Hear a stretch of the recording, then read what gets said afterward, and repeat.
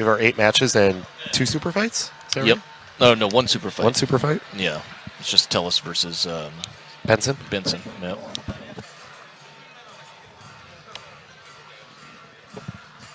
I find it weird they didn't advertise that fight. Wasn't in the promos or anything like that, especially in Korea. Because Benson's half Korean. Oh, yeah.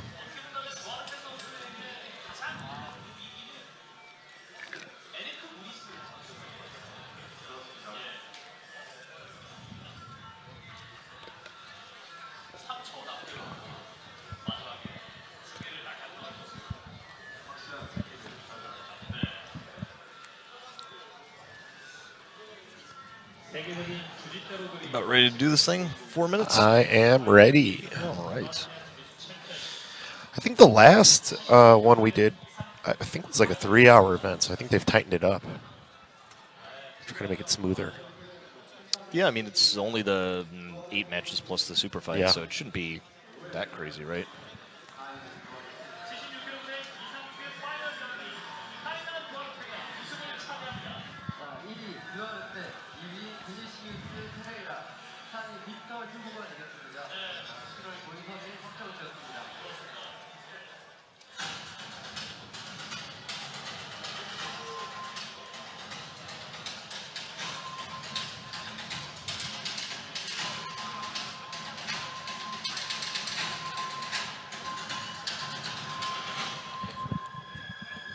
I just broke my phone like 2 weeks ago. It sucks. So I had to pull this bad boy out, and it's like so slow.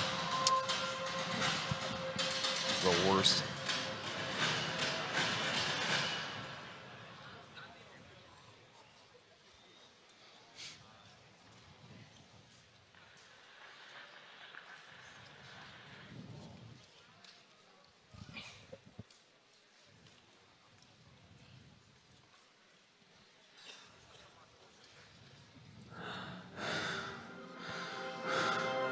I don't know about that breathing.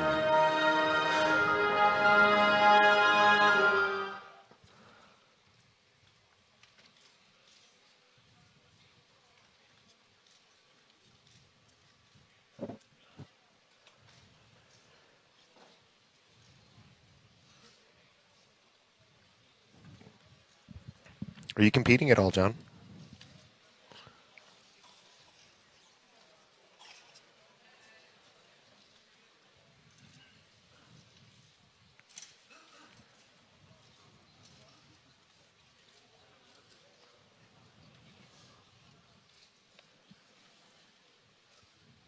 Cool. I haven't been lately. I opened up my own school and had a bunch of life stuff happen, so... Yeah. But I want to get back to it, so it'd be nice.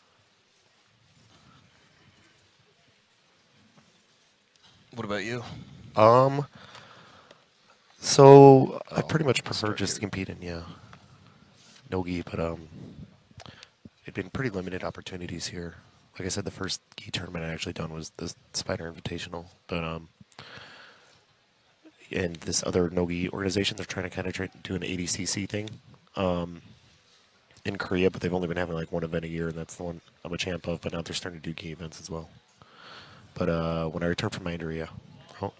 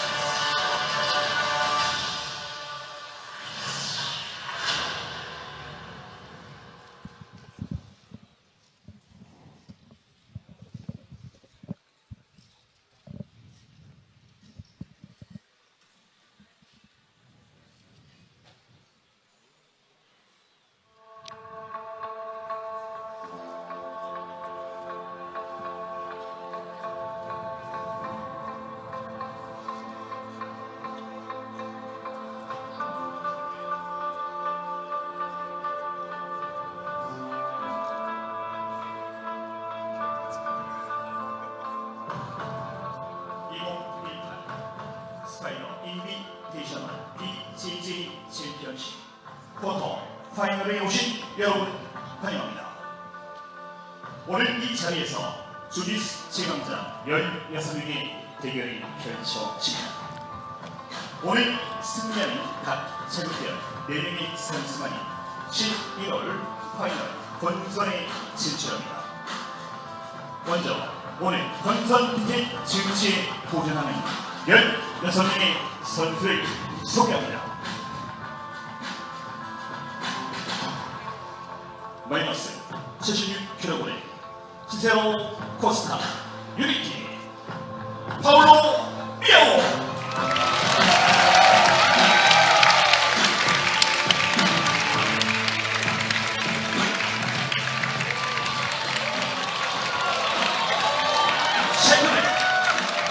마테우스 카오리에.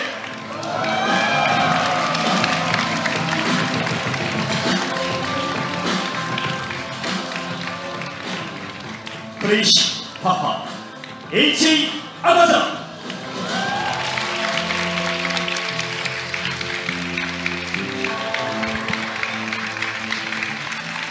와이어 주니스 장인성. Quite popular.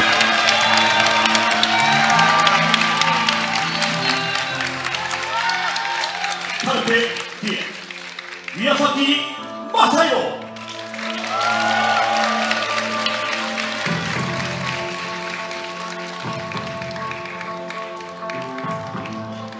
서울 파이터스 휴고 마케스.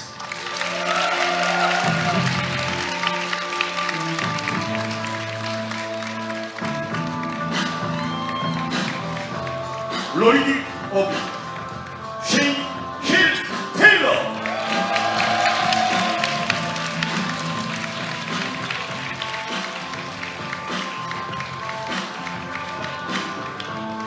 AOC 조나타 알베스.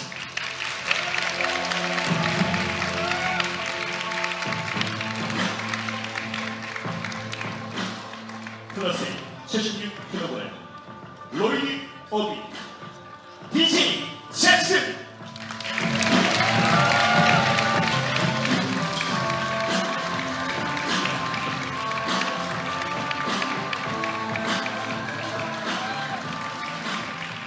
에스루티 MMA 크레이그 존스.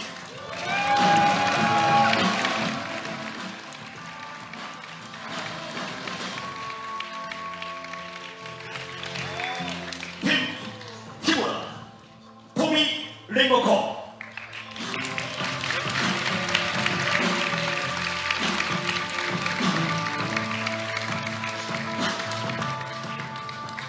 팀 리베이로 빅터 휴고.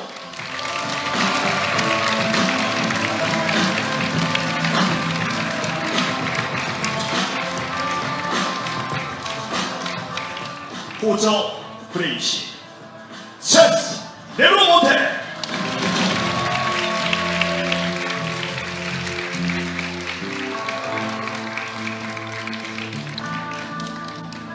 얼라이언스 비니시우스 페레이라.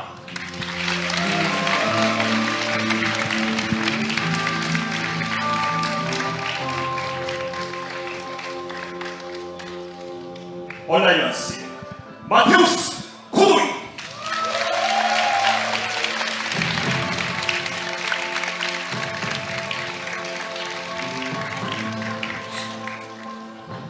아토스 카이난 두아르테.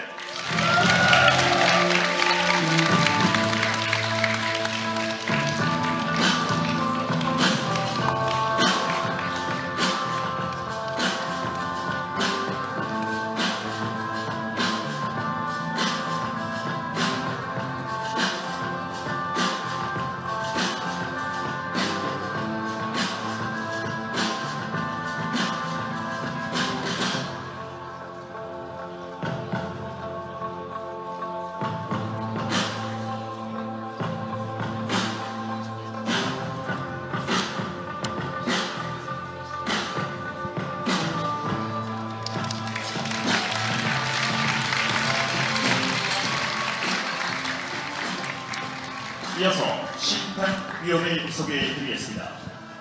파비오 메데이로스 심판, 프란치스코 멘데스 심판, 김준철 심판, 최우태 심판, 오영채 심판.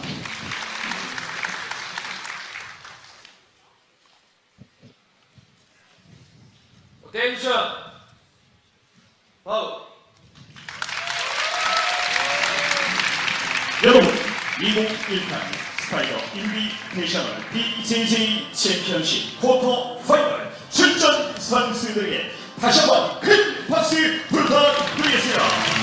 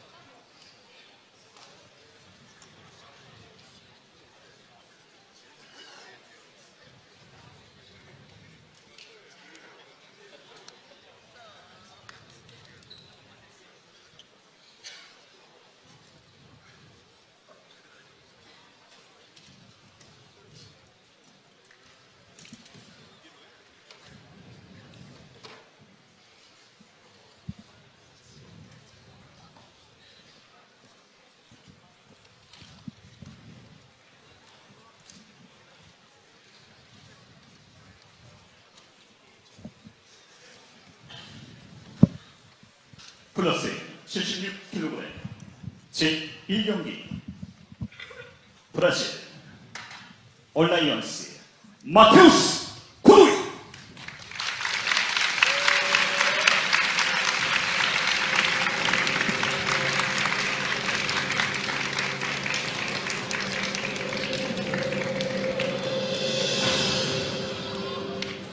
브라질 아토스 카이난 두아르테. What's up, grappling fans? Welcome to the 2018 SPYDER Invitational BJJ Championship here in Seoul, Korea. I'm your host, John Evans. With me, Mark Vujovic. Mark, how you doing? I'm fantastic. Glad to be here for another event. I think we've got a lot of great matches here today. Yeah, we do. 9 of them to be sure. It looks like 4 from each weight division, and then we're going to have a super fight at the end with Eduardo Telles and Benson Henderson, so that should be something to behold. But right now we've got Mateus Godoy from Alliance. He's out in Dubai, I believe, and he's going to be taking on the very tough recent black belt in Keenan Duarte. Yes, indeed. And we had Mathis here, and he was a previous champ of the SPYDER Invitational. So it's going to be interesting to see how he fares in this next quarterfinal round. Yes, and this, as you mentioned, is the quarterfinals, so everyone from here is just going to have one match for the day, and that will determine who moves on to the semifinals, the finals of the bracket, and then ultimately the grand final, where the winner of each weight division will fight each other.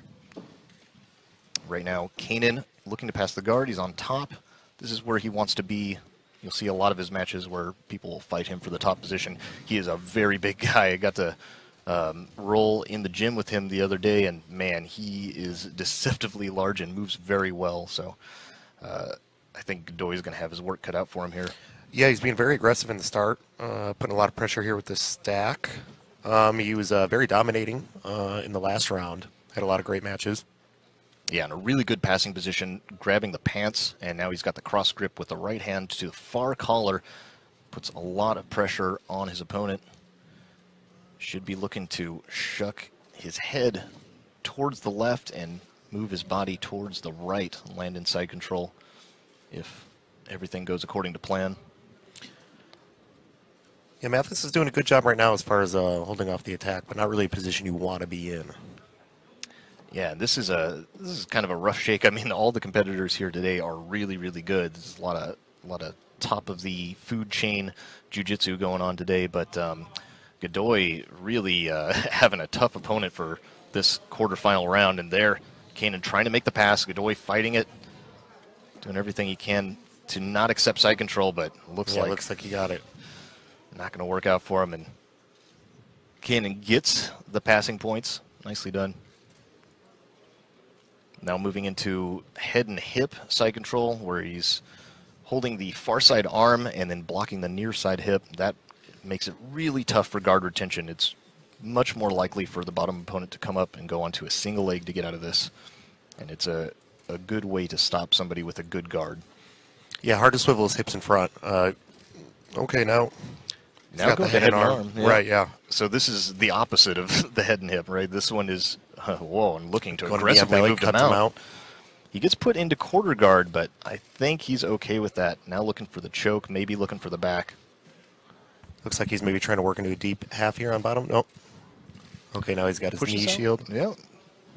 And guard well recovered, but now he's got a lot of work to do because there's only 4 minutes left, which is enough time, but he's down 3 points.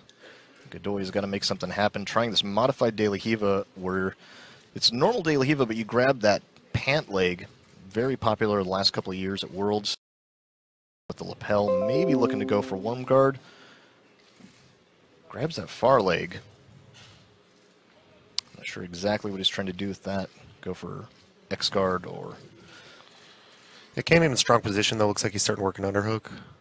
Oh, no, he went back to the grip.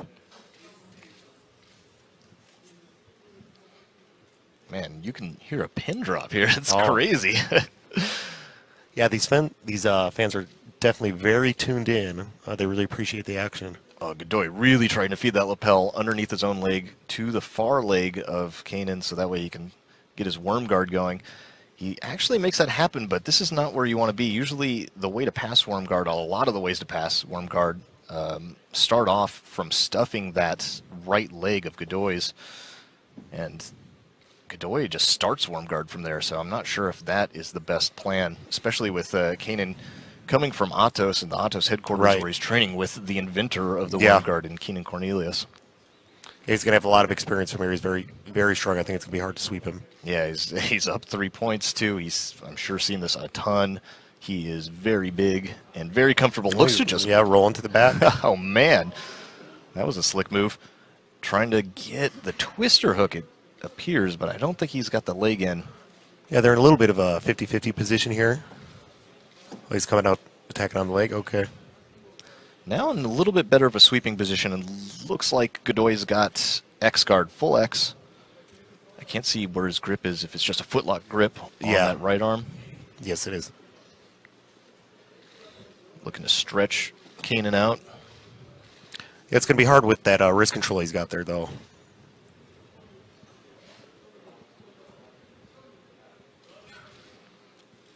Kanan, I think he's making a collar grip and wants to do a back step to get away from this, but instead...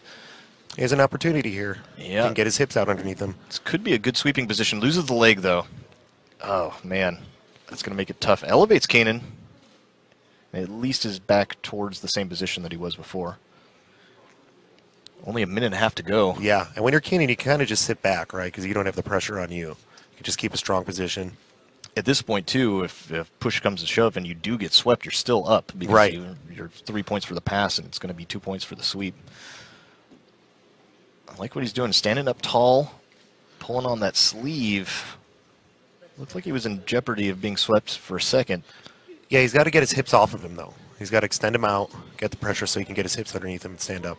Steps out of the one leg. Now he's got the underhook. Kind of back in danger. But Godoy's got to do more than just sweep here, just like we were talking earlier. Yeah. It's going to be tough with that arm in control, though. Oh, he's going. He's getting his hips out. Oh, gets that leg really high, but Kanan able to just step it around the head and reset the guard pass. Now looking to aggressively pass. Steps around the legs. Really good grip control. Might look to settle back in and maybe move towards the back door if he can staple that top leg of Godoy's with his right forearm. Yeah, not much time here. He's really got to make something happen. Something big. Yeah, Kanan instead threatening that crossface. Now looks to Toriando around, but the lasso is going to keep Godoy safe, but he loses it. And that is going to be disastrous for Godoy. Yeah, especially after winning the 2017 Invitational. I'm sure this is going to be a big disappointment for him. That's time.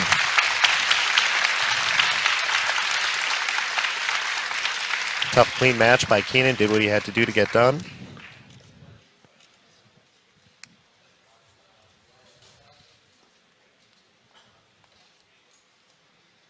Just going to reset, make it official.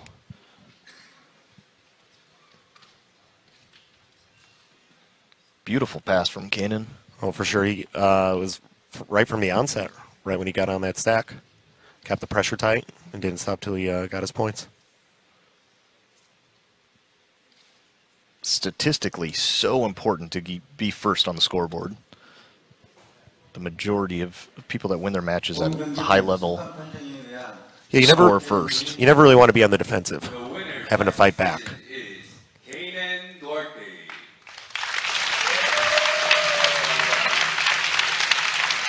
Very nice. Yeah, Kanan had strong performances in all of his matches so far here in the SPYDER organization. That's going to make him feel good, too, coming in and beating the previous SPYDER champion. Right. From the quarterfinals. Pretty dominant, too, even though he was just 3-0. Here we get a replay. There's the pass. It's all from that stack pass with the cross collar. Just had such good control of the hips with that pant grip and then that cross collar, able to put his weight down. Godoy trying to run away at the end, but it was just all for naught. A little hasty on the mount, but yeah, didn't really end up mattering in the end. Yeah, even when he got in quarter guard, he was still in good position with his arms. Godoy trying to make this into a sweep right at the end, but it just wasn't working for him. Well, I was surprised that when Keenan rolled there's a bit of risk there. Yeah, in this part, this was the last rally, and just stepping over the head like that, man. A pretty athletic movement there. I think when you're on one leg. In part, too, you just don't expect somebody as big as Kanan to be able to move that well. Oh, for sure. Or at least I don't. It's a bit of a scary thing. Charles Negromont up next. Negromont? Is that right? No, I have no idea. Negromont. Negromont? Negromont.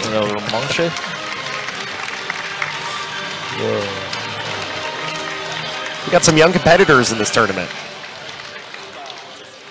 Though Charles looks like a man. Big, strong, grizzled man. I can't believe he's only 20 years old. Charles is a very good competitor. Oh, it says he's 29. Or on the other thing, it said he was 20.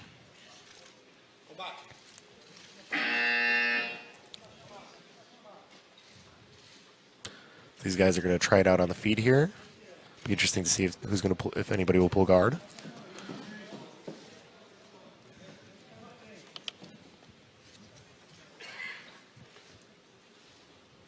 Vinicius Ferreira fighting out of Alliance.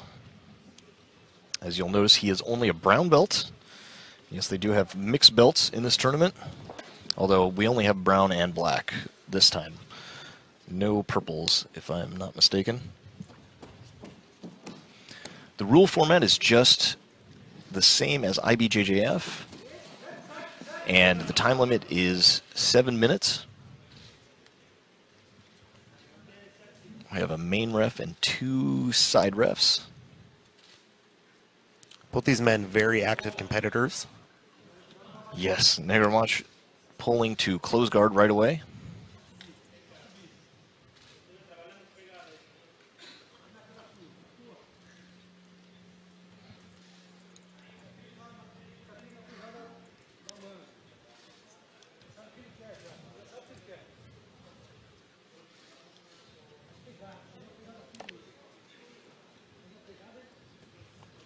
Vinicius was a 2017 brown belt world champion. That's one of the many talented up-and-comers. So many killers at brown belt. And we were talking about this earlier, even from like purple belt and up. You just have so many good guys that have been in the jiu-jitsu system for so many years.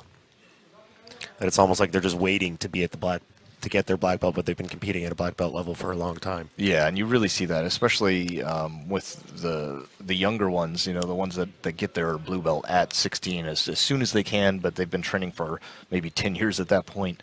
It's not uncommon to see them win blue belt worlds, get their purple belt, win purple belt worlds next year, right, and so on and so forth, all the way through to black belts. Just the new generation, they've got the newest tech, and they're hungry for it. Very athletic. It's a tough combination to compete against, especially consistently at the highest level when you're maybe run your own gym and you're training more casual people, running a kids class. You know, it can be rough for us older guys. Yeah, I think especially when a lot of these people are transitioning into opening a gym and having their own business, it gets a lot more difficult to compete against those younger guys that are just doing this full time every day, all day. Don't have to worry about those other responsibilities. It looked like Ranch there wanted to move into nearly like a Williams guard or like a Gubber guard, as Keenan likes to call it, where you underhook your leg and maybe go 4 fingers into the collar. It's a good way to isolate an arm as an overhook. Now making some angles. We might see an armbar sweep attempt. It's hard for me to see on this angle what kind of grip he's got, what kind of grip he's working there. Oh, there we go. He's just trying to pull the sleeve in, yeah. Answers that, yeah. He's just got the 2-on-1 on Vinicius' right arm. Trying to break the grip off of, I think it's on the belt, might be on the pants.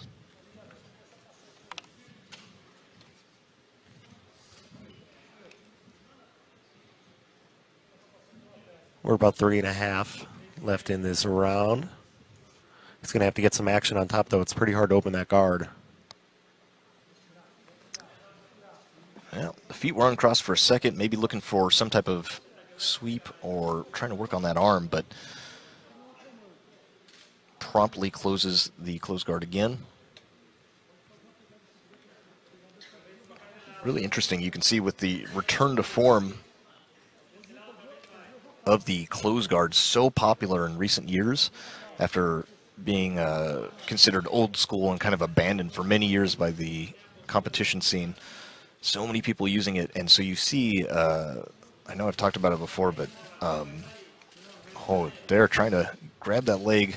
Looks like he's still trying to isolate that left arm of Vinicius. Yeah, trap the shoulder. Looks like he's thinking about an omoplata for a second there. But the way you see people deal with the close guard nowadays, I feel like nearly the newer generation have lost a step trying to get out of a good power close guard just because they haven't seen it for, you know, at the top level for years and years and years. So a lot of people trying to break it on the knees, which is really interesting for me to see. Yeah, it's a tough position, especially with all these million different types of guards you can play and all these popular type of guards that you can play. If someone brings you just back to a closed guard, a lot of even top competitors don't necessarily have a lot of great experience from there. Yeah, and it's just it's a terrible position to be in because best case scenario, you break out of the closed guard. And then, yeah, now you've just got to face an open guard. Yep. A million other guards. It's just layers.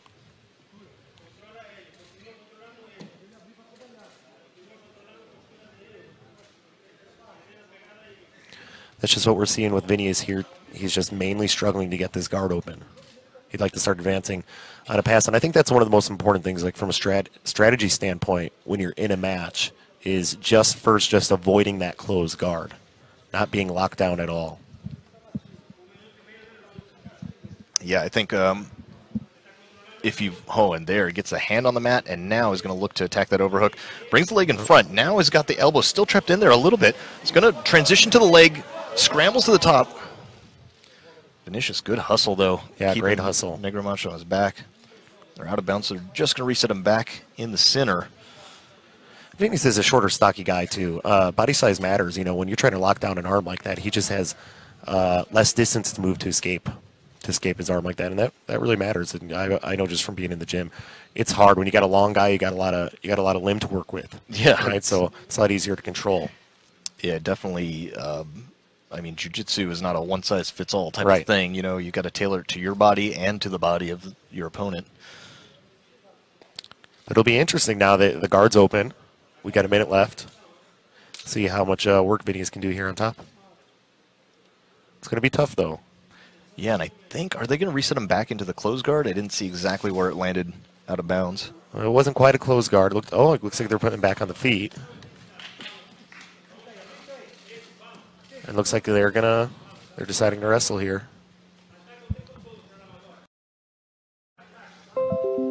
This will be interesting to see if Negromanch tries to keep it standing, maybe go for a takedown. Only less than a minute to go. Still all tied up 0-0, no advantages. No negative advantage. Maybe they're getting a little too close to out of bounds. There is a very big mat space, though. This is not like, you know, like the Worlds or something like that, where only in the finals maybe do you get a mat space like this. This is right from the get-go. Here, we're here in the quarterfinals. You get a ton of mat space. It's nearly difficult to go out of bounds. Reaching for that single, can't quite get a grip there. Some hand fighting, short time. Yeah, good hand fighting. Let's see if somebody decides to break grips, change levels, and make a nice shot for a double leg. I think that's what the level is indicating from Negromanch, but I'm not sure. Yeah, Vinicius really likes that single. Yes. I've seen him try to catch that single a couple different times. Drops down, tries to drive for that single leg on the far side, but... So I believe we're going to a ref's decision now. Yeah, no points, no advantages. If everything is the way things are judged historically, I would have to give it to Negromanch because he was able to control within the close guard for the majority of the time. Yeah, he kind of dictated where the match went. As far as anything getting close, you know, he was the only one being aggressive on that end.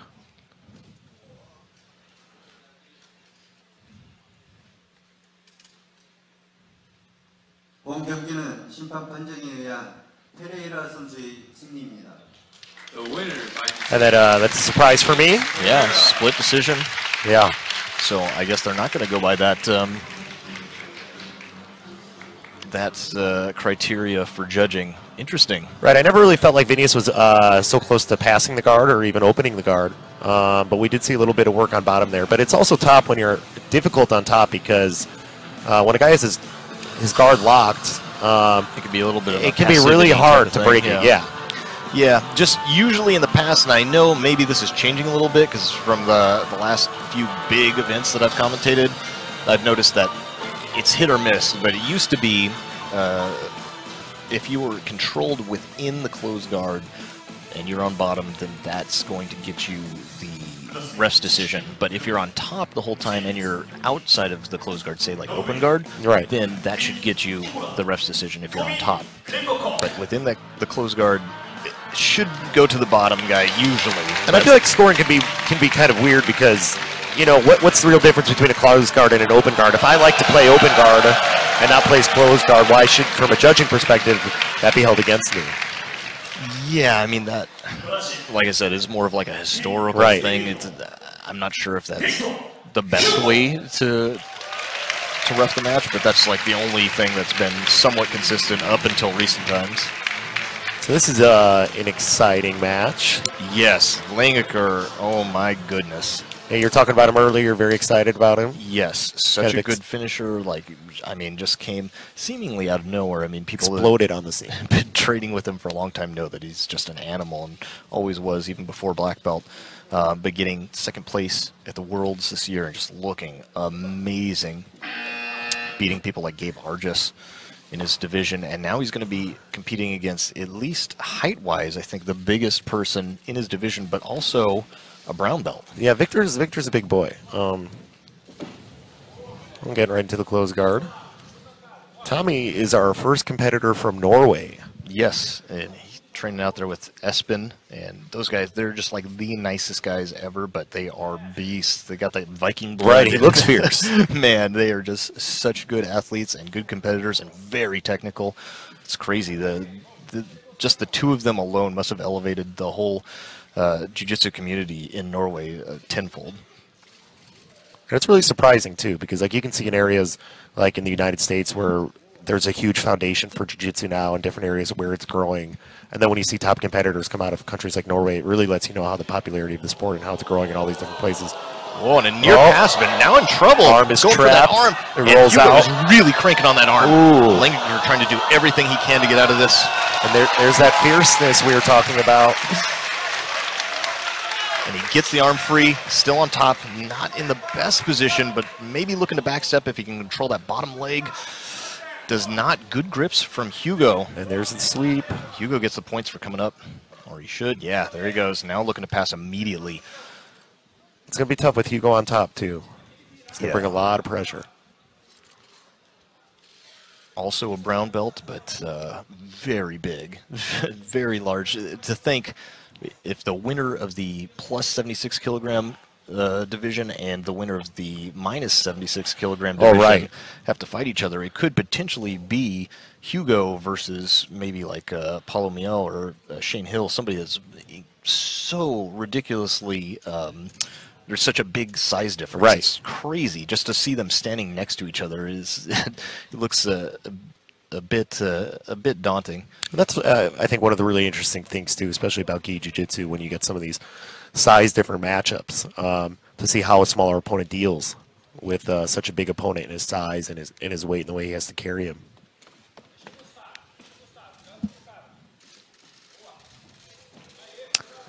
You're trying for the pass.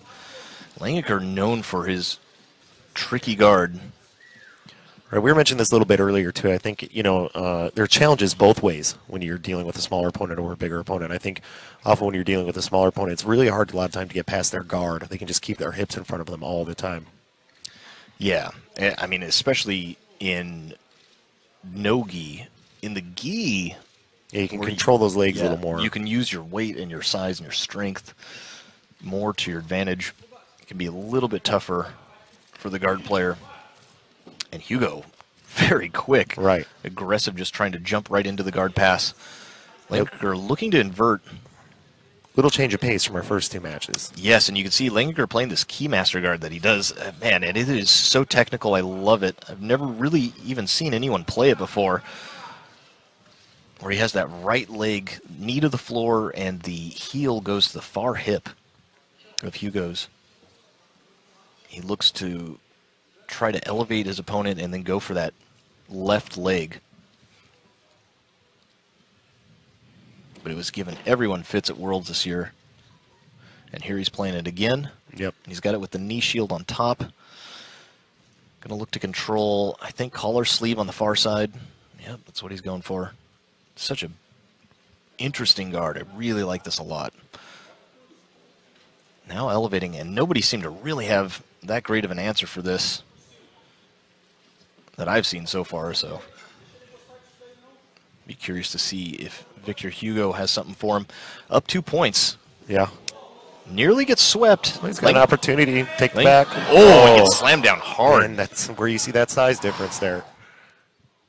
I was worried it was going to be on the top of his head, too. I think they're going to drag him back into the center. Oh, man, that was yeah. It's getting dicey there for a second. There's an opportunity there when you grab around that lower back there, where either one of them can climb, but yeah, I thought maybe Langeker would come out a little bit quicker and move towards the back, but the grip slowed him down just enough. Victor slamming him right back down to the mat. And now you can see that right leg again. Immediately, the heel going to the far hip.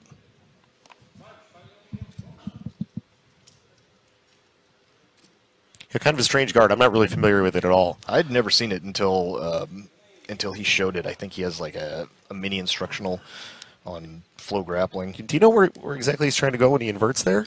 Yeah, he goes after that left leg usually, and from there he can, you can knee bar, you can do like a spin upside down movement and basically move towards the back, which he was hitting on a lot of people at Worlds.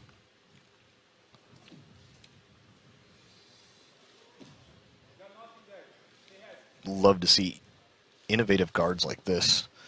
It's one of the beautiful things about jiu-jitsu for sure. And something else we were talking about earlier is, jiu-jitsu is, at least as it's getting more and more popular, you still get to see all these different styles being created, all these different people bringing different games. And then kind of like also a cycle, as we were talking about, like closed guard was popular, then it faded from popularity, and now it's becoming popular again. There's kind of like a rotation of techniques over the years. Yeah, things that get cycled through, yeah. Like you're seeing now a lot more butterfly guard now that Wardzinski's made it popular in sport jiu-jitsu. And a near pass. Victor Hugo. Oh, he's hustling there. He's hustling there. Langeker goes to turtle, but he's gets his going for an arm in armbar. trouble. Oh, and a triangle. Finds himself in a triangle, and this is so dangerous for Langeker. This one is deep. He's off to the side where there can be a really strong angle on this. Right. He's pulling on the head. Oh, and he traps the arm. Gets the tap from Langeker. Beautifully done from the brown belt. Yeah, beautiful transition there as he worked his way around. You got to wonder if that first armbar attempt didn't mess with Langeker's arm a little bit. For sure, it would definitely be more sensitive. And it looked like he was wrenching on it pretty hard.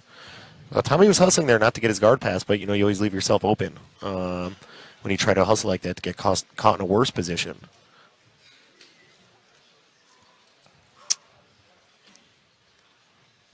It was a strong performance, though. Yeah, that was a great match. Both competitors look awesome. Look at the size difference, too. The Hugo is monstrous. 본 경기는 효고 선수의 서브미션 승리입니다. The winner by submission is Victor Hugo. Very nicely done. I think that's something that, despite his size and even being a brown belt, I think people are going to be a little bit surprised about, just because Langeker has been on such a streak lately.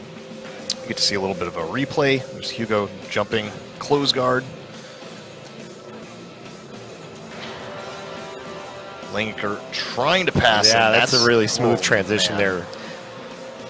Wrenching on the arm. Oof. Langeker trying to do everything he can to Nice foot across the face there. move around. These grips that Hugo held onto, Yeah. able to come up on top. Here we go. That's where we thought for a second maybe he might be able to work out to the back, but just gets manhandled. Man, that's rough to watch. And here's the finish. Just that triangle is so deep, pulls on the arm.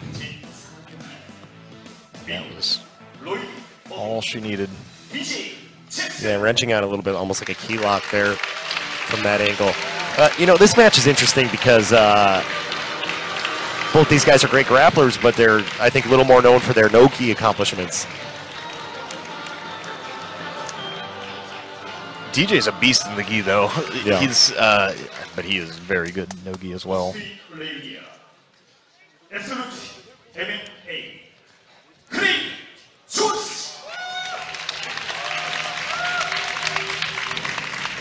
But to your point, here's somebody that I can't even tell you I've really seen them in the gi other than Right. like I think backstage he said that he hadn't really put on the gi in a hot minute, so it should be interesting. Yeah. You don't pass up good opportunities like this. Oh, he looks excited. There's She's a little look over to us here, the commentating table. Well, DJ's going to be a tough match for anybody because he's a short base, great wrestler. He's a guy that's going to be really hard to sweep, really hard to take down. Yeah, and he's not a small guy. You know, he's there's the guard pull right away. Probably not a bad idea from Craig. You know, he's maybe about my height or so, just average height, but he is like 2 of me wide. Right. So he's very strong with his wrestling. He's like a tank. Dangerous from everywhere. So any division he's in, he's always going to be one of the top guys, I would assume. Well, he looked really great in his match, in his super fight against Kim Dong-yeon, who's a really tough grappler known for his great judo skills. And DJ was able to take him down pretty early and control the match from there. Here trying to go for that push-pull choke, which is really just a way to open up the close guard. He's stuck in this close guard of Craig Jones, and I have to say that we were talking about it backstage when we were watching all of the athletes line up. Craig Jones is massive. I did not remember him being so big. Big man. In fact, I think he's maybe the second biggest out here, just under Victor Hugo, who we just saw. Yeah, I was surprised. Yeah. And I think he's able to get, it looked like he nearly had his legs triangled in the close guard behind DJ. Maybe using some of that length. And here's that push-pull choke. I think it's a great way to open up the close guard in the gi. You risk your arms a little bit, but really you know what you're getting into when you do the push-pull choke with the gi. You just take one part of the lapel, you push it across to the far side of the neck, and you can put your opponent to sleep if they don't respect it. But all they have to do is open up the close guard and push you away. In doing so, they Let you out of the close guard. Right, so we talk mission about body accomplished. types matters. It's, you know, it's a little easier to do something like that if your arms are a little shorter, a little tighter. If the positions were switched, I think it'd be a little bit tougher for our man Craig. there to be pulling that off. Craig just, of course, so good. He's just a revelation in no-gi in recent times, and love his game. Love how technical he is. Yeah, exciting guy. Yeah, really cool to see him dipping his toes into the waters of the gi world. Right. It's fun to watch him in some of those EBIs, too. He had some great matches. Yeah, I'll watch any match with Craig Jones.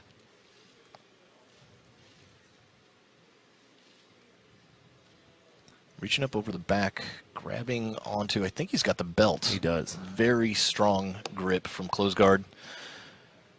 Helps to break your opponent down. Sets up some butterfly sweeps.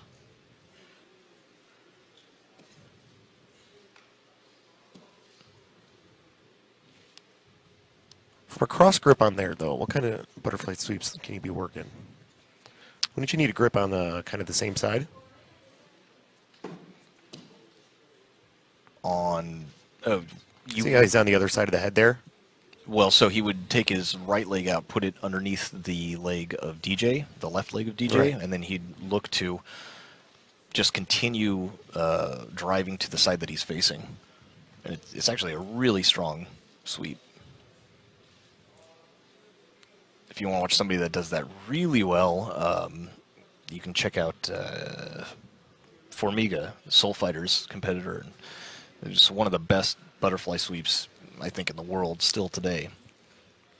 Was doing it at Masters Worlds, even got James Popolo with it, who's like twice his size. It's pretty nuts. Looked like he was trying to sit up there, but DJ was trying to keep him pinned. Not sure if he was maybe trying to open up, trying to find an angle to the back, or look for a hip sweep or something like that.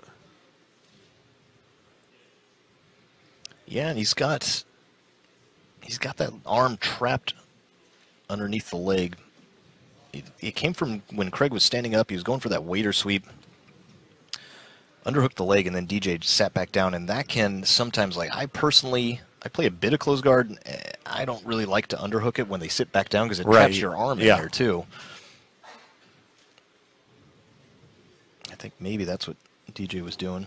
It's kind of that base we were talking about too. DJ is just going to be nearly impossible to move. But if you open your guard, you're going to run the risk of him getting underneath you and starting to get that pressure on top of you. I think the consensus is just don't compete against DJ. Anything that he does is not going to be a fun time. Yeah, when you're underneath guys like that who just have such great paces, such great pressure, it can be miserable. Yeah. When you feel like you just can't move them at all, and you just feel that pressure. And he lulls you too. He's going slow, and as soon as he gets a moment, yeah, he is gone. And that is such a tough thing to deal with. You can see he's calm. He's conserving his energy. He's still working. He's trying to set something up, see if there's any openings.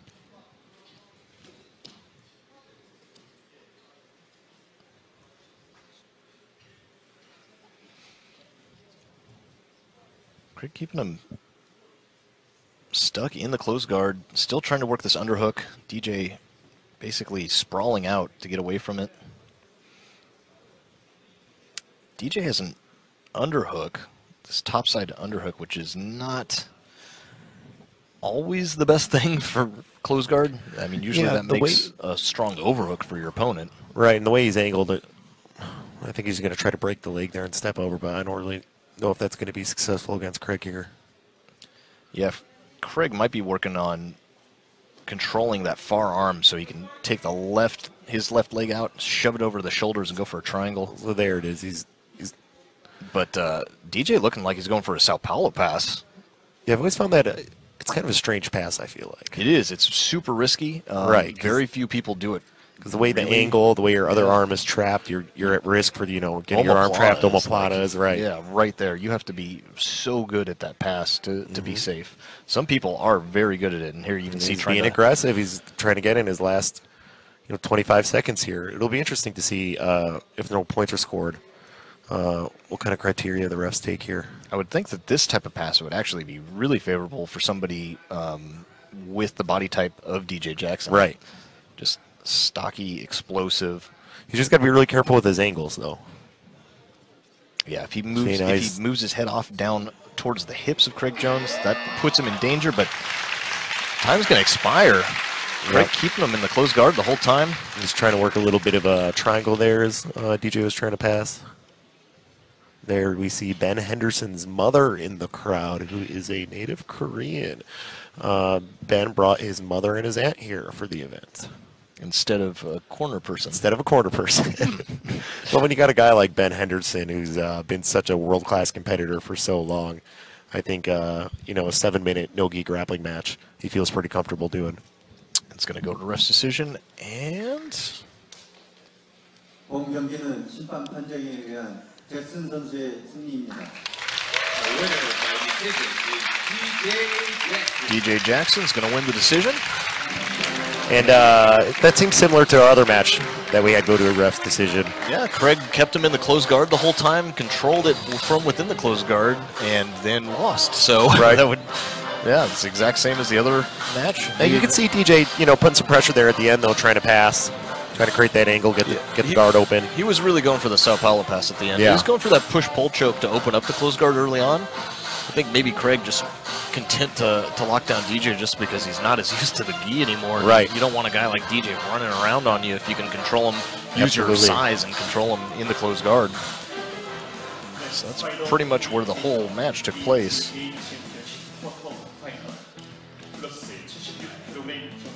We're going to be going on to, is this going to be our last match in the over 76 kilogram division? I believe it was. Our second. I think we still got one more. So today it's only the 4 matches in the 76 kilogram division, over 76 kilogram division, and then four more matches in the under 76 kilogram division. Yeah, we're done on the plus 76. That's it. Yeah, that's it. Wow, that went so quick.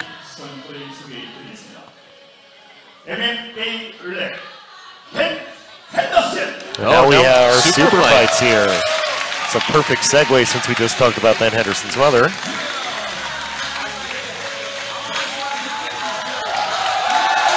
Ben Henderson is a crowd favorite, being half Korean. He's very popular here.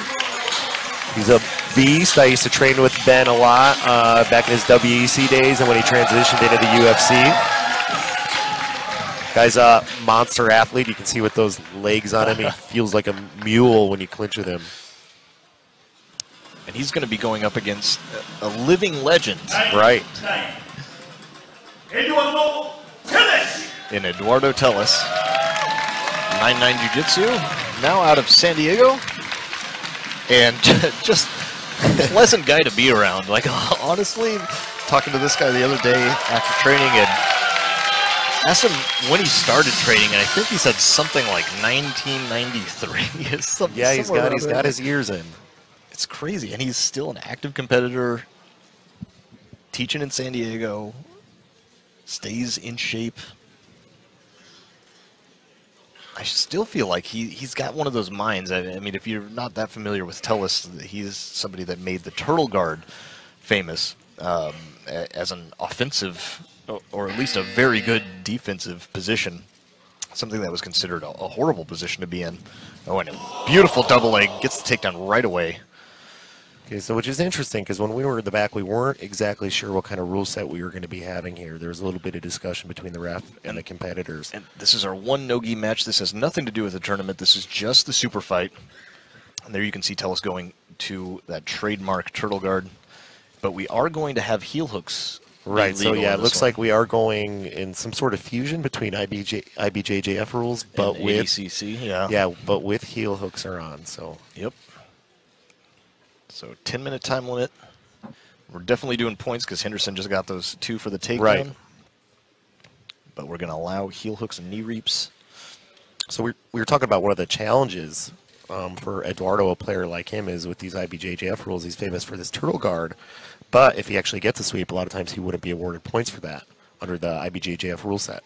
Which is pretty crazy. I mean, if that's the case, like you're in turtle and you're on bottom, and then you end up on top of your opponent. Right. That's going from the bottom to the top. Yeah, they're definitely the rules aren't always perfect, and I feel like this is one of those situations where you can see that, especially for a huge organization like the IBJJF.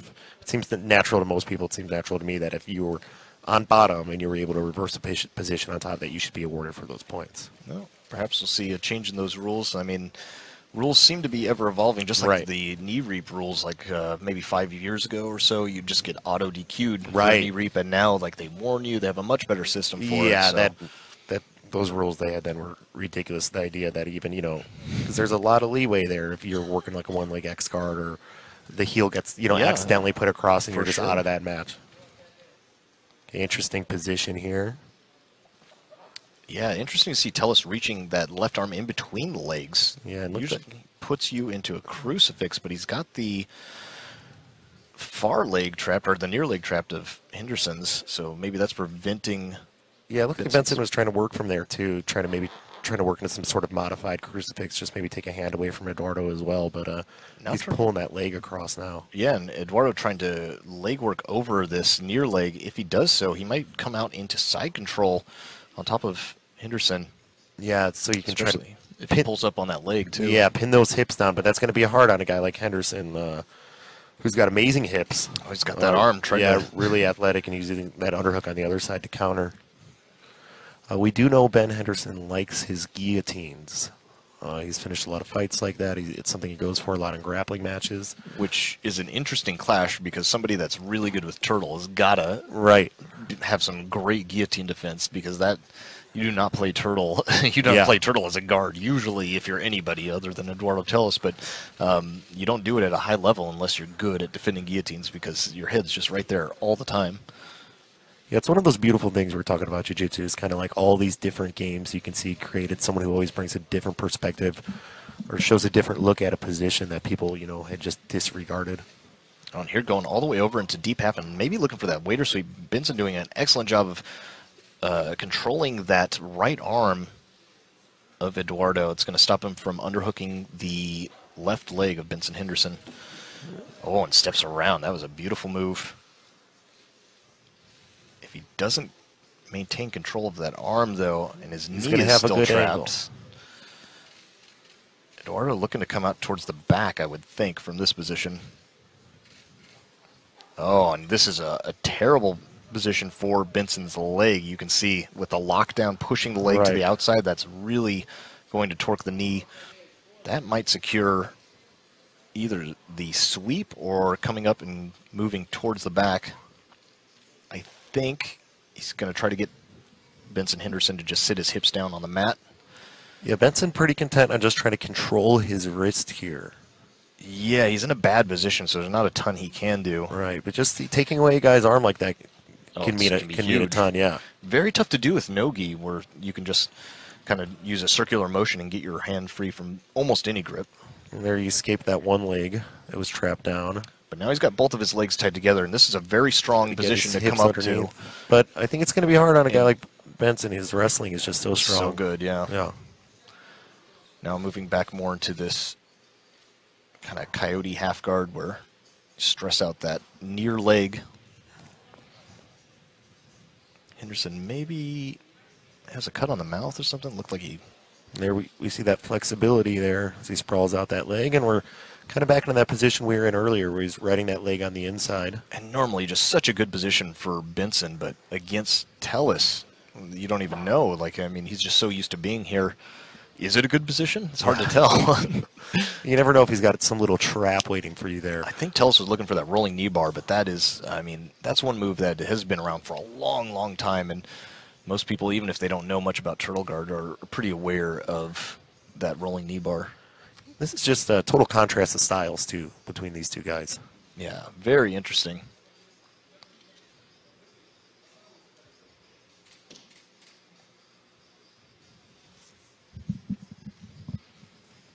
Eduardo pulling back to half. Benson trying to stay tight with his pressure, controlling the hip.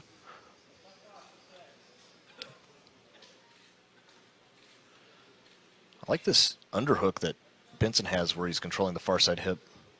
Now going to the lat. So it's kind of just, yeah, he's going. We're seeing that same position over and over here. Looks like maybe you'd try to hike his hips up and then go for the right side now knee Benson's cut. got something going here. He's Moving towards the back. passed over. It's going to be a little dangerous, though, especially with a guy like Eduardo to try to sneak a hook in on him. Yeah, and he doesn't have a seatbelt or anything. Now trying to connect the hands, but the front side of Turtle. Eduardo, very good hand fighting. See, he keeps trying to find a grip there on that neck, but he's having a really hard time connecting his hands. Yeah, I mean, pretty much.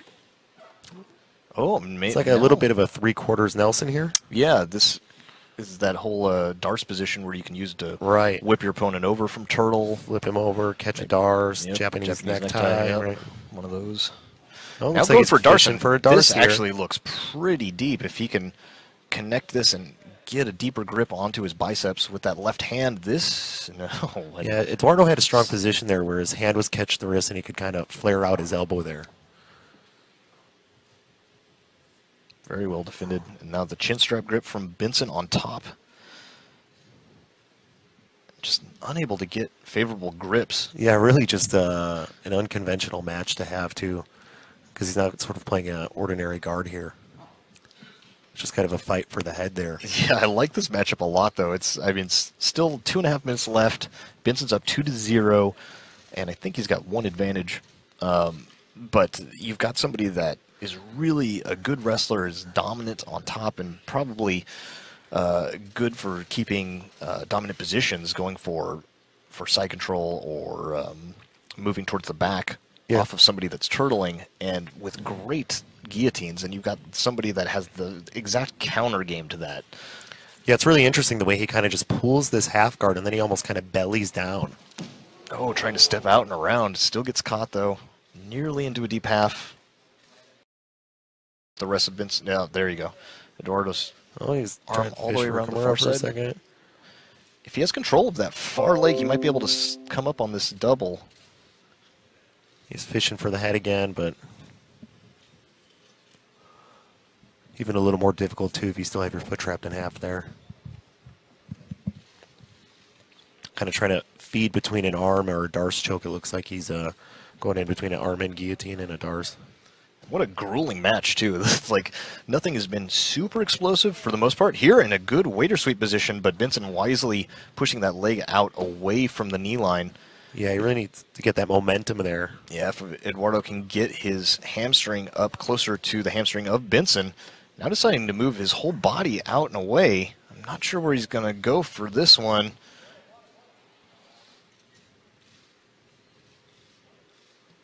He's kind of in a decent position there if he could get his hips out to try to climb to the back. Yeah, but Benson always escapes that leg Right. and is able to move towards the back, but then he's stuck in the turtle guard there, rolling for the knee bar. Just can't quite get anything to go. Benson not in bad position again, but it's just the same for Eduardo. On most people, this may be a good position to score in, but Eduardo's just so experienced here. Yep, and now going for the front chokes again. Eduardo, a master at defending those. I'm really kind of confused why he just got an advantage there, though. Because it was a position that we've already visited, and I feel like many Here- times this match. Now actually clasping his hands together, should try this whip over that we saw earlier. Was unsuccessful before, but maybe he's got a better grip on it this time from that over under grip, but just less than 10 seconds to go. Hey man, both guys working the whole time. Yeah, very active. Really interesting match, like we said, clash of styles. I enjoyed watching it just because I'd like to see the way Edward was transitioning there from kind of that half guard to bellying down, kind of that weird turtle position with Henderson's leg trapped on the inside. 본 경기는 심판 판정에 의한 핸더슨 선수의 승리입니다. 5회 by decision. Jackson Henderson. Yeah, really interesting. It's like, I feel anyone that's less of a wrestler than Benson Henderson maybe gets swept by some of those Oh, for sweep sure, attempts from Tellus, and anyone that's not as good as defending their neck from Turtle is Right. going to get choked by Benson. So Yeah, you see that a lot in the grappling world where you have guys who are a little more wrestling-based facing guys which are a little more, you know, jiu-jitsu guard-oriented, especially in no-gi, where it's like you have these guys working on bottom to sweep, and then the wrestlers trying to use their base and athleticism just to kind of just escape these scrambles. Then on the other hand, they have a hard time often passing the guard, but they're looking for those neck attacks. They have really good movement. And so that means that we are officially past the halfway mark. We've finished our over 76 kilogram division. We finished our super fight, which is going to separate the two divisions, and now we're just on to the 76 kilogram and underweight division. Which there are some matches I'm really excited for in this one. Really, really good ones.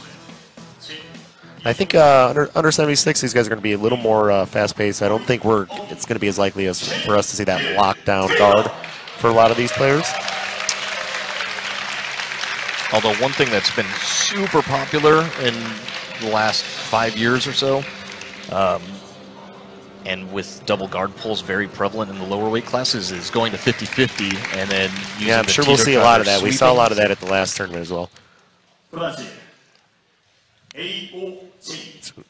Shane here being the 2018 world champion on the top of his game. And this is a really interesting one. So Alves here is a late replacement for Jonatas Gracie because he's having visa issues. Oh, terrible. Yes, and I didn't know a ton about Alves because he's a recent brown belt, so meaning that he was tearing it up at purple, but I talked to Kanan Doherty and Mason over at AOJ, and man, both of those guys had nothing but praise. Yeah, really vouching for him. For Alves, yes, and he is a beast. He came up from the juvenile program and just wrecked everyone there. And ever since he's been in the adult class, has just been on a tear. But Shane Hill, I mean, won the Worlds. He's just talk about hitting your stride. He's looked fantastic this last year. So if you want to test, you're going to have a hard time finding many tests harder than this for Alves here. So we'll see how he performs. Go against the top of your division right away. That was a tough quarterfinal. Right. Immediately into the double guard pull. I don't think anyone's gotten up, so no advantage.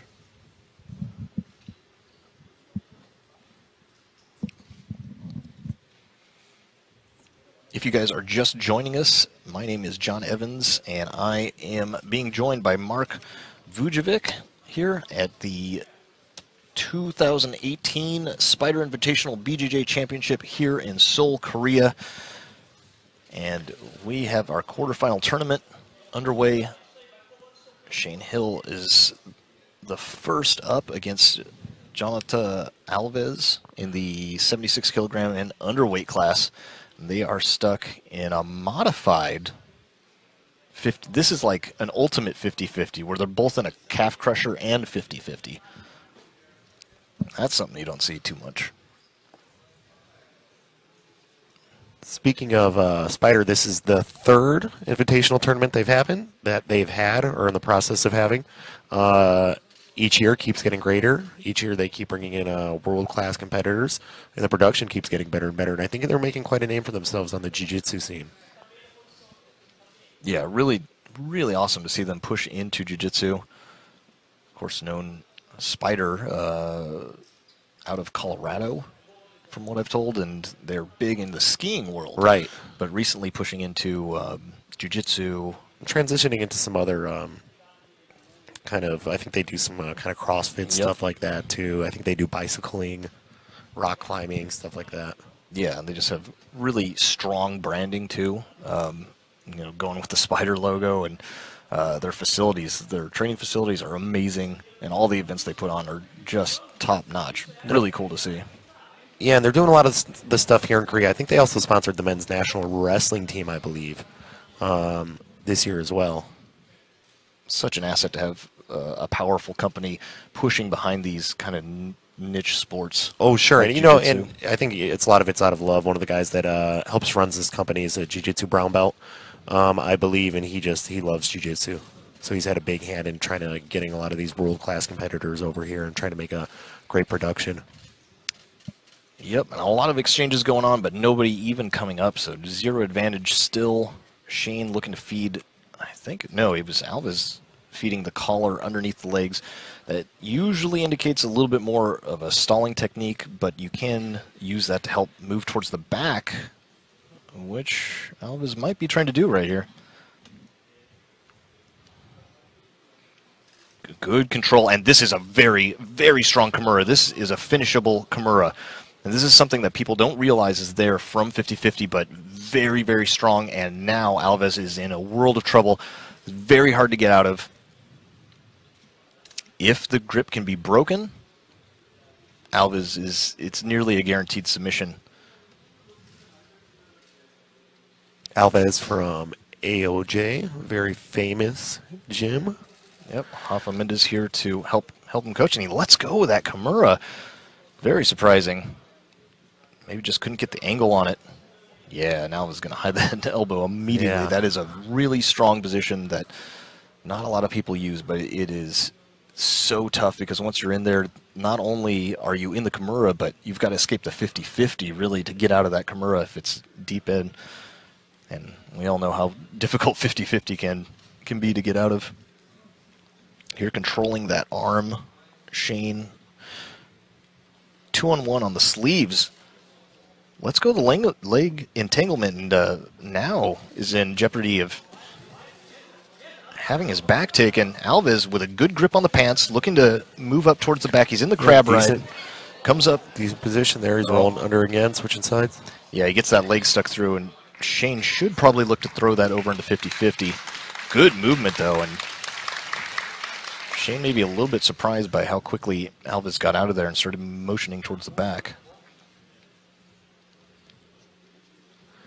A challenge, too, for Shane, I'm sure, having his opponent switched and not knowing a lot about Alves. Because a lot of guys have a particular game, ways they like to attack, guards they like to attack. So there's obviously a lot of preparation that can go in for that.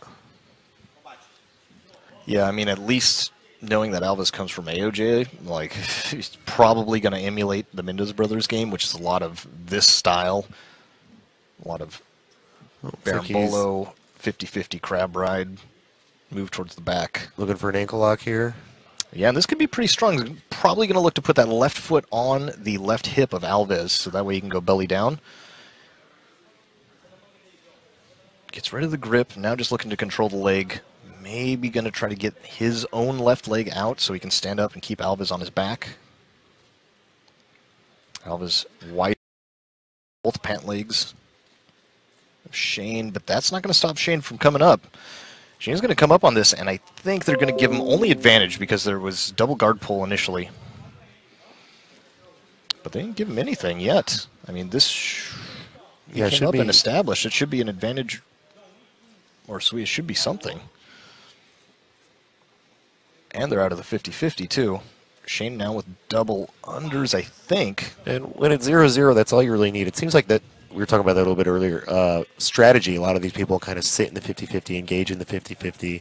Maybe they like to run the clock a little bit, and then they try to come on when there's short time for the other opponent to score. There we go. Shane makes some space, and this is where he's dangerous, but gets wrapped up again. His leg is elevated. Now into a waiter sweep position. Oh. Definitely in a little bit of danger. Shane looking to hold onto this leg, but if Alves comes up... Looks like Alves is escaping it. Yeah, and Alves is going to be going right for the back here. He's in good position. Very good position. Coming if he out. stands up, yeah, he's going to look to throw the seatbelt. He's at least got the body lock on the back standing. Got to keep him in bounds. Now, we were talking about... Sung was in this exact same position last year. Oh, and a roll immediately from Shane, and look at how quick he came up on top.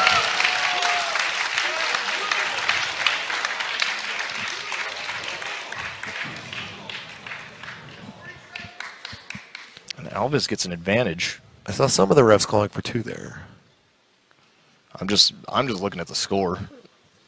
Advantage 1-0 for Alves. 20 seconds left to go. Is that what they're sticking with? Yeah. Oh, man. So Shane has really got to do something. He's got 10 seconds left to at least get an advantage. He needs to jump on a submission or something. 5 seconds. That's going to be difficult. This could be the submission. I mean, if it's being defended with that hand, he could get advantage for it right at the end. Let's see if they give it to him. Looks like Alves got it. They might give the advantage right at the end. Shane looks confused. Like he thinks he should have gotten points. I think he should have at least gotten an advantage for coming up out of that 50-50. It was a double guard pull initially. Yeah, right. So I think they messed up possibly on that first score of the advantage. I don't really understand at least the logic, and I don't know the IBJJF rules perfectly for why one of the refs would call 2 in that scramble, because maybe it was a movement initiated from bottom, came up on top, so Shane just maintained his position, so I didn't understand how you could get 2 there. I'm not sure. It's difficult when you're commentating because you're focused on the now, and it's harder to keep track of the overall match. But maybe they disengage, at least initially for Shane. Here's the replay. There's the double guard pull, right? And now they're exchanging top and bottom position with no points, so that's okay because nobody really established. And maybe they disengaged. There's that Kimura attempt, which I thought Shane really had Alves in a bad position. And here Shane is on top, but there's no advantage, so maybe they disengaged and then they didn't count it as one person coming up out of the double guard pull from that point. Not sure, but I thought it was interesting. At least from what I was seeing, I thought Shane should have gotten the advantage for coming up first. And there's that roll. And this is where Alves got the advantage coming up towards the back. He's definitely really putting it to to Shane, and he was working hard on that crab ride to take the back, and just not able to get anything going. So that's kind of what I was mentioning before about kind of getting locked up in those 50-50 positions sometimes for like 2-3 minutes, is you lose an opportunity for you to score and to establish yourself as the winner of the match. So you saw Shane hustling there, whether he thought he got a bad call or not, but then he only had 30 seconds to score, 30 seconds to move. Sure. You know, it would have been better if you put that same pressure on earlier in the match. But huge upset. Yeah. Shane being the world champion and the winner of the previous. Yeah, winner of the previous tournament to come here and get eliminated in the quarterfinals. I'm sure there's going to be a bit of controversy with some people about that one. Yeah. This is a match that I really want to see. Hugo Marquez being a recent black belt, just killing people at brown belt. Yeah, beast. Yeah, so good. Very physical. Very good with the points game. Very good with takedowns. And you can see Iwasaki coming out of Carpe Diem in Tokyo. So you know Iwasaki, right? Yes, and he's very physical. He has wins over Hanato Canuto. He has wins over Edwin Najmi. I mean, this guy is no joke. He's got to be one of the top grapplers in Japan right now, and super nice guy too. Real soft-spoken, but then you watch his jiu-jitsu and he's violent. He's such a good athlete and a good competitor. Here with another good athlete and good competitor, so it's a clash of styles. Do you know what kind of guard he likes to play? Iwasaki? Yeah. He likes deep half, and he also has a very good X guard. He was sweeping me with it quite a lot yesterday. So he's our one Japanese competitor on the card. Quite the international card we have here. Japanese, Koreans, Brazilians, Americans, and all world class. Where was our buddy Craig from? Was he Denmark? Australia. Oh, I'm sorry, not Craig. An Australian and... Oh, Tommy?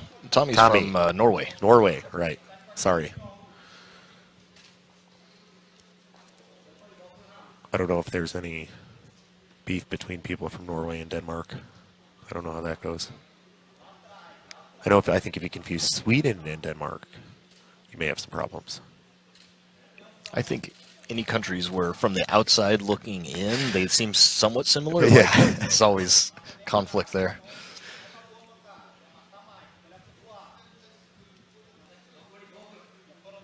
Very good cross-face grip Hugo Marquez has on Iwasaki.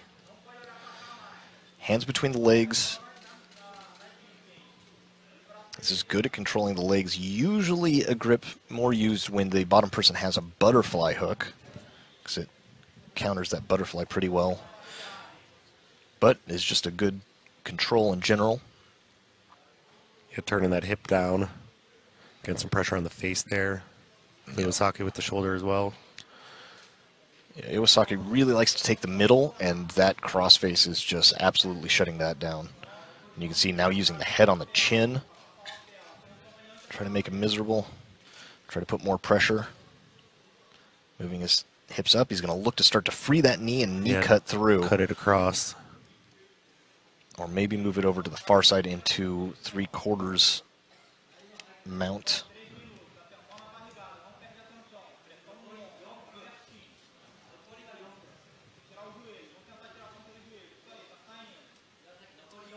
Yeah, great head control there. It's going to be near impossible to get underneath the guy unless he can start to clear that. Yeah, and you see all that good shoulder pressure. Iwasaki, until now, unable to even keep his chin at 90 degrees, having to move it further away than 90. Now he's got a little bit of freedom here. Yep, and he's got the underhook on the near side, looking to elevate with that reverse de la Riva hook. Marquez maybe thinking about trying to backstep. Iwasaki grabbing the belt. Now he's in a much better position. Let's see if Hugo can break some of these grips, try to maintain his top position, go for the pass. If not, Iwasaki's really setting up for a decent sweep. That control on the hand, I think, is the only thing that's really bugging him right now. Marquez lets go, tries to get a grip around the legs, prevent the hip movement from Iwasaki. Now going to feed this collar again. Probably not a bad idea for Marquez. Doesn't have a great grip on it just yet.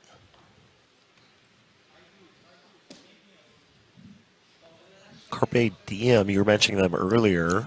One of the top gyms in Japan. The founder was the same founder of, what were you saying, Triforce? They have like a storied history, but basically from the same group. I think Carpe Diem split off from Triforce and now are located in pretty adjacent areas in Tokyo. A lot of great Triforce competitors as well. Oh, and looks like he's really struggling to get underneath him there. Try to elevate. Yeah, pulling the gi all the way up and over the head of Marquez. We're just going to stop it and send him to go. There's only about 2 minutes left.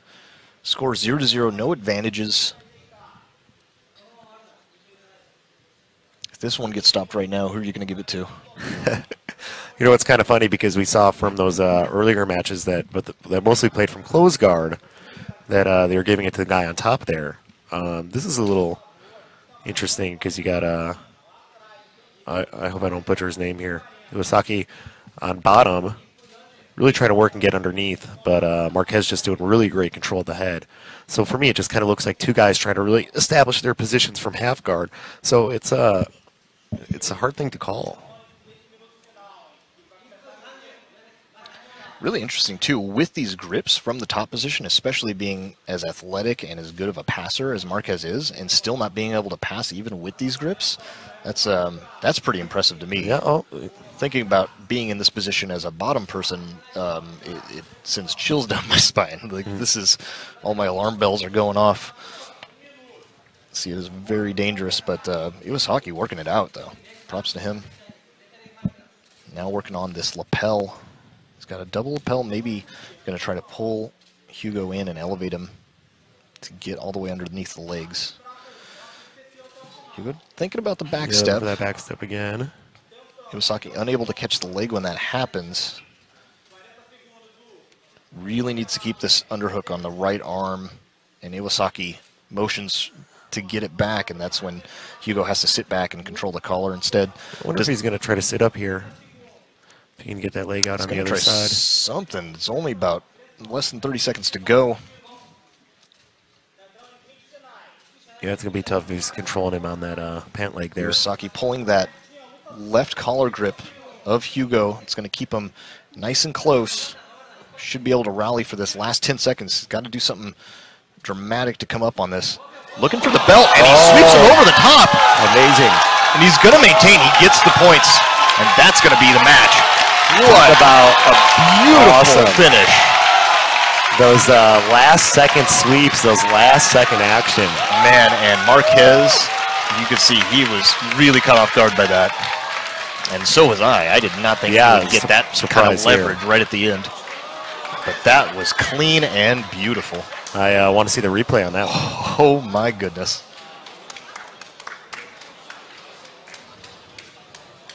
I think for a lot of people there, we've witnessed a couple upsets here in these past couple matches.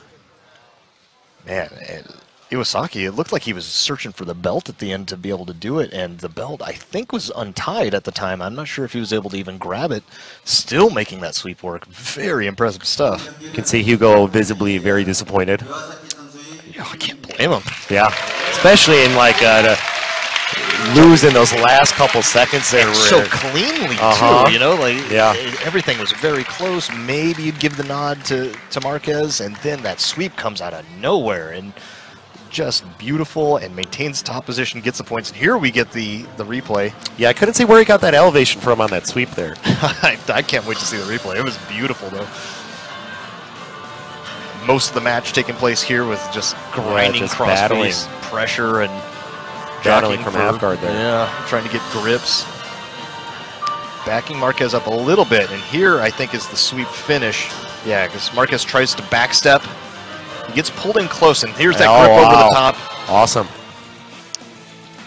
Keeps him nice and Yeah, close. his hips were kind of in bad position. And I think he timed that. I think Marquez was trying to get around the guard right at the end. And Right. He just hit the perfect timing. Yeah, sweep plants right his over the legs, top. lifts, brings him over when his hips were in bad position. Awesome. Wow. Man, great control there. That was something.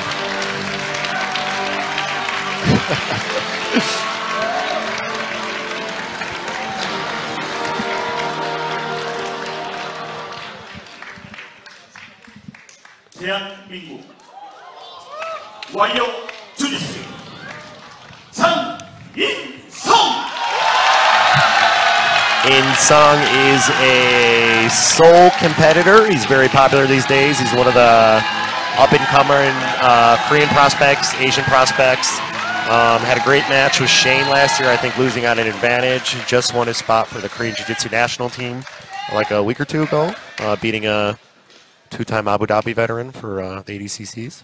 And actually trains under one of my old training partners in Choi, who's moved out here and got his black belt under the Mendez brothers before moving out here. Yeah, it's so good. Yeah, he's got a strong team. He's got a couple competitors that are doing really well. And there's Majid Hage, who's going to be the corner man for AJ Agazarm. AJ Agazarm fighting out of Gracie Baja, of course.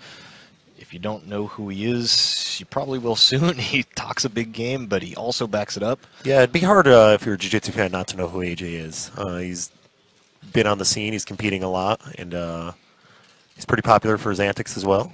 Yes, his Instagram page alone is pretty intense. AJ's definitely going to have a wrestling advantage here. Very good wrestler. Yeah, very good wrestler. In-sung has a very good technical guard. I do expect him to probably pull guard in this match. I don't think he's going to spend much time on the feet here. And both competitors get negative advantage for passivity, I would assume. Looked like a double guard pull there. That was interesting for me. I wouldn't expect AJ to pull guard, but maybe he's looking to come up on a single leg or something like that and score early too. Yeah, seen him do that a lot where they know he's going to wrestle, so maybe they've been working on it, or they're giving him a hard time getting in. He'll just pull right to maybe half guard and just come out real quick. And it's a really good strategy It too. is so smart, especially if you're facing guys who have really good technical guards, and if you're gonna get caught in one of those matches where you're just struggling to pass, just use that wrestling if you have an advantage. So you can kind of just see from the way he's postured here that he's just looking to grab and attack there. But In-sung he's a very technical player, and I think he's got very good passing. So I think it would be a little bit dangerous if AJ gets caught on just playing a bottom game too much. AJ controlling that lapel.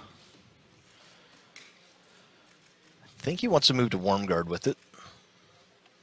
Let's see if he's got other plans. Using a De La Hiva with the left leg.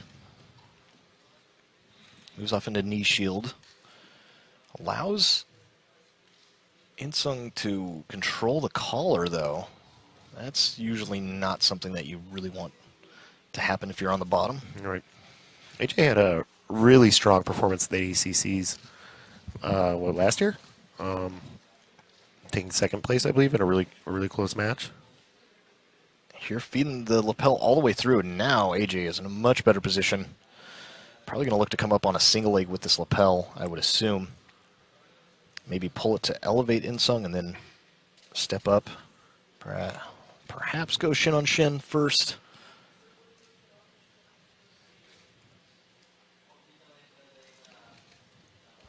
Both guys very athletic players. Both like to move a lot. It's an interesting matchup, too, because Choi fought AJ and lost to him. And I remember specifically Choi talking about how crazy the limbs of AJ were. Like, they just seemed to bend beyond where they should bend. A little similar, I think, to Ben Henderson in that way. You see, like, two very strong wrestlers who also happen to be extremely flexible and have really good movement. And now Choi having his student come Right. out and fight against someone that has given him problems in the past. So see if the student can get redemption for Choi. Yeah, one of those good stories you always kind of see in martial arts or things like that, where these competitors face each other, these schools face each other, build a rivalry look system. at Now this he's in a really feeding strong position that to come up in a single leg. Lapel all the way around the leg. And Sung doing a good job of staying on top, though, and putting pressure where he needed to stop AJ from coming up. Yeah, really good balance. Looks like he's thinking about trying to step out of that if he can. Now he's getting some pressure forward. Trying to pin AJ with that pin in the jacket there. I honestly think AJ's just trying to get the momentum off of himself and clear that grip on his bottom leg, and then he's just going to look to stand up immediately. And Sung being smart about controlling that bottom leg grip. Controlling that leg so he can't pull his hips out. Getting a little more pressure there on the jacket as well.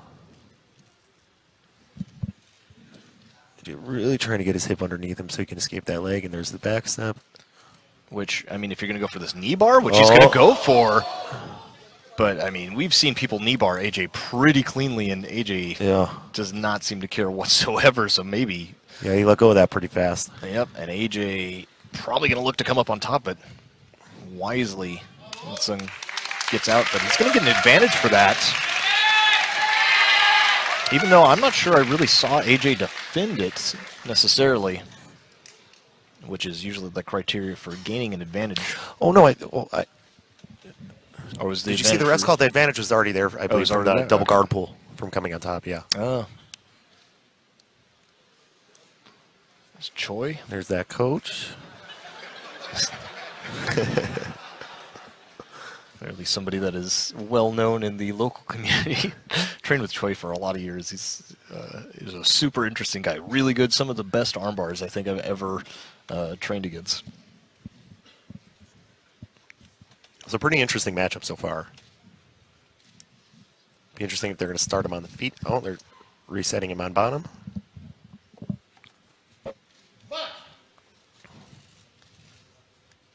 Going for the slap and fist bump as opposed to just the slap there that In-Sung thought he was going to be getting.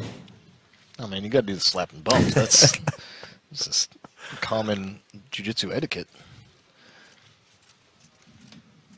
AJ pulling the lapel out. Just looking to grab a leg and come up. Oh, he's moving. Kind of a tough guard to face there when the guy's just on his knees there. And the crowd really invested in this one. Yeah. They got the hometown hero. Hometown hero, but, you know, AJ's a big name, so this would be another really big victory if he could pull away with this.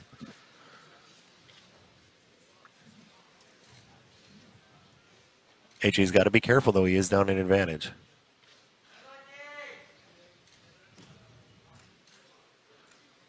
Be careful about letting him establish that underhook here, because we do know he likes that single leg a lot. AJ feeding that lapel once again. Successful to get it all the way fed underneath that right leg of In-Sung.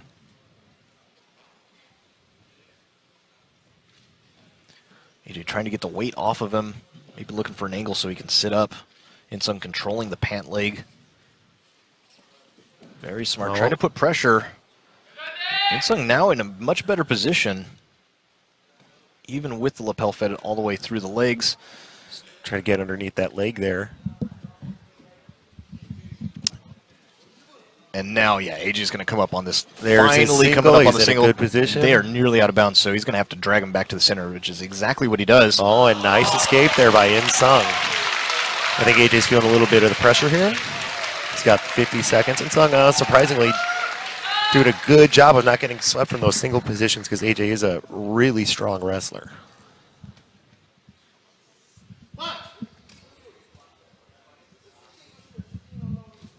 Be interesting to see how this goes here for the 40 seconds on the feed here. Yeah, I'm wondering how the weight cut is going to affect AJ from this point on, too, because spending a lot of time, a lot of effort on the bottom. I think he had, what, 3 eggs and some walnuts or something like that? Yeah, he said that, right. All day yesterday. Had to make weight today. Finally able to eat a sandwich or 2 afterwards. And that trip is exhausting. Yeah, and they had like a 10-hour layover, I think, too, specifically for AJ and Majid. That's terrible. Whenever I go back home, I always feel it for several days. I'm always really surprised by these competitors coming both ways, from Japan, Korea to America, or from the West out here, to be able to show up and have a strong performance. AJ's going to come up on top on this one. They're just going to call that a guard pull, I suppose. And time winding down.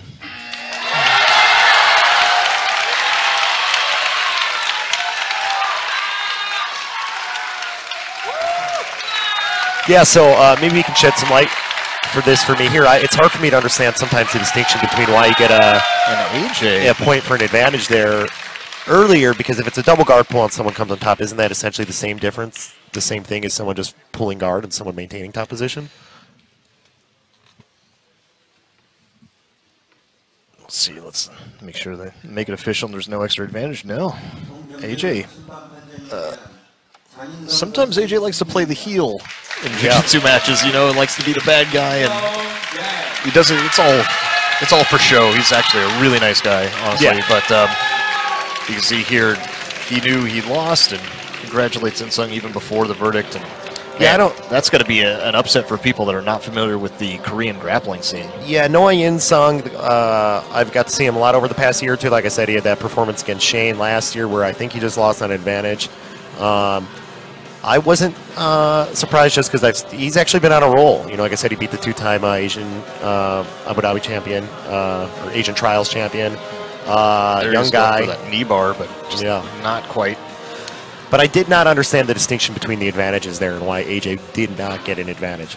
AJ playing a pretty smart game, I think, trying to play that half guard, come up on singles, but just fell short on a couple of the attempts, and Insung surprising, you know, for showing very surprising balance and base. Such a good balance. Yeah, right. I for sure thought AJ was going to get, especially that last single attempt, I thought he was going to be able to pull that in. The wrestling ability of AJ combined with that crazy grip advantage. Oh, right. Yeah, he's really transitioned his wrestling game into his jiu-jitsu game great, and you can see it with the sort of results that he's had as a competitor. Yeah, I was surprised to see him not come out on top on that one, but Insung. Yeah, but I think that's like 3 matches in a row where pretty much I think a lot of people would say that was quite the upset. Yeah.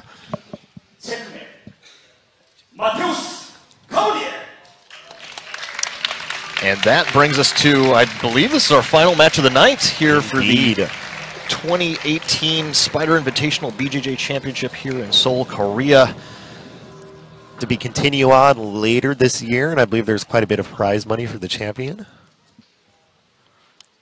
Yes, SPYDER definitely putting a lot of money into this. Competitors have money on the line, and then, of course, moving on, the ones that are moving on to the semifinals, finals of their bracket, and then the grand finals, all more chances to win more money. It's really an awesome event that the guys here at SPYDER are putting on with top competitors. Miel right away sitting to guard, of course. Gabriel also pulling to guard. Gabriel, I think he was the 2018 brown belt champion this year, so this is a nice welcoming into the black belt division. Well, I'm facing a legend. Yes, and somebody that is just could be the best in the world on any given day. Right. In Paulo Miel. Paulo's going to look to come up on that to get the advantage, but they're going to stand him up before that happens. Probably give them both negative advantage for passivity, which is just more of a formality. But you can't get, I think you can't get 3 of those or more than 3 in a row, and they'll DQ both competitors, which is just a travesty. You never want to see that. Here's the double guard pull, and immediately Paulo gets up, but no advantage, so this actually favors Mateus Gabriel. Yeah, it's not clear to me how they're giving these advantage scores. I mean, looks-wise, I thought Paulo also pulled guard and then just immediately got up, so that should be a positive advantage for him, but I think he stood up so quick that maybe they're saying that it wasn't a double guard pull even. And here, Gabriel trying to motion towards the back. He's at least going to get up on top. He's going to get 2 points for the sweep. Very close to out of bounds. They don't want to just have them disengage. They want them to keep their grips and keep everything the same, so they're just going to drag them back to the center.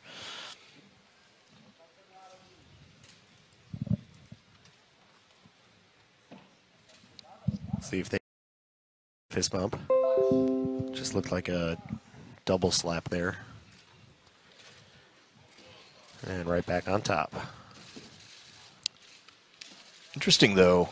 Yeah, I mean, I would think that would be 2 points for Mateus and then another 2 points for Paulo. Right, how he lost that position even so fast. But maybe they're looking for him to control him for a couple seconds there before establishing the points. But instead of that, they're going to just award 1 advantage to Mateus Gabriel, which puts him in the lead. So, especially if you're Paulo Mio and you're expecting to get the advantage from coming up from double guard pull, like now all of a sudden you don't have that advantage and you're down in advantage. That's not a good place to be. Right. Might make for a more exciting match, though, as lights a bit of a fire underneath him. But Miao's seen it all, and he's got 5 minutes on the clock, so I think it's going to be hard to... Nor is he ever really phased by too much. Right, you can just see kind of even just talking to the guy. Yeah, I mean... His personality, yeah. Jiu-jitsu is what he eats, sleeps, and breathes, so probably I would not be surprised to see him training after this tournament. Right. Now in a good position. I can't see where his left leg is, but it looks like he can come up into a leg drag.